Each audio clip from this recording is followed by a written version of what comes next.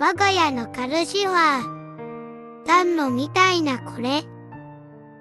アロマディフューザーなんです。好きな香りを楽しみながら、炎の揺らぎで癒される。乾燥する季節にぴったり。カラフルな光にできるし、小さなお子様がいても安心して使える。お部屋で焚き火をしよう。